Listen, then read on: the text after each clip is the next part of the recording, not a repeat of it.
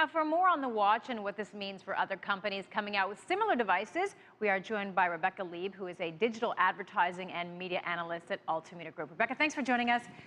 You were one of the lucky people who, although the event happened in Berlin, it was a video cast here in Times Square. You were at the event, and the company is saying that it is a design statement. Do you agree with that it is an impressive design? It is a very impressive design. It is a very cool gadget. What I question is if this watch is a must-have gadget. It is a smartwatch, but it's kind of a not-so-smart watch unless it's in very close proximity to the latest generation of the Galaxy Note phone that Samsung also announced today. Okay, so just to clarify for us, on the watch, will you actually be able to get emails or get any texts, or how is that going to interact with the Galaxy phone, the new version? So the watch is connected wirelessly with the phone, and it communicates with the phone. So you're constantly getting alerts via the watch that you have new emails, that you have a new phone call. It's got an embedded camera so you can take pictures and upload it to your phone. When you get a phone call, you can even do a Dick Tracy and talk into your watch. But really, the watch is not making the phone call. It's communicating wirelessly with your phone through Bluetooth.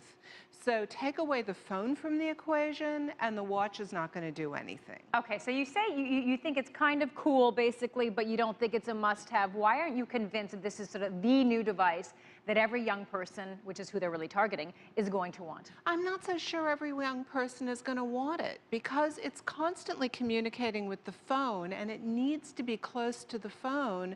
And anybody who's been out on the street recently knows that young people are already close to their phones. They're walking down the street like that, not like that.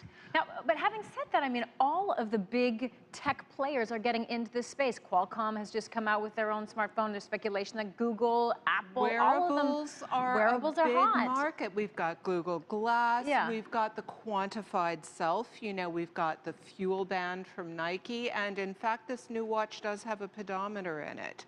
This smartphone market is pretty saturated. People have smartphones, and device manufacturers are trying to penetrate what's called wearables as the next market.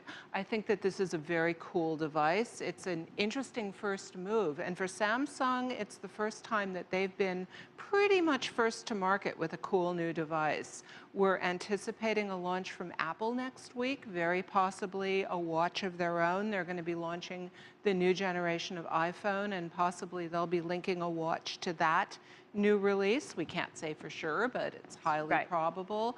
So stay tuned for a whole new generation of watches and other things you can hang off various body parts and have communicate earrings. wirelessly. I mean, what else are we going to say?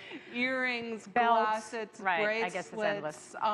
It's going to be interesting because we've taken the phone pretty far already. Okay, so you're not discounting entirely wearable smart devices. You just don't think the watch is going to be hot. To the watch. It doesn't stand alone, and because it operates on Bluetooth technology, it burns through batteries. Its battery life is only about 10 hours, so you can't go a day without a charge on it. That is a bit of a limitation. Okay, and also just the significance of the fact that Samsung was the first to come out with the smartphone. I mean, Qualcomm announced it, but this is the first time that they've unveiled it. They've beaten Apple for once.